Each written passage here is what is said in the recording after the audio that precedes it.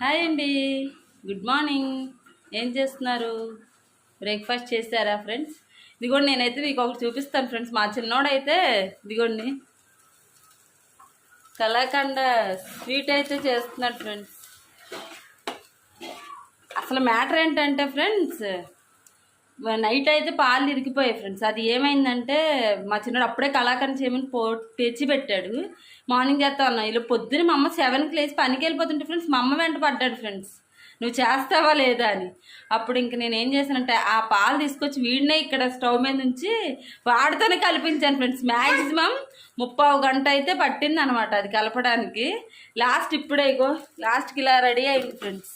ఇగో నన్ను ఇలాచి పౌడర్ ఇది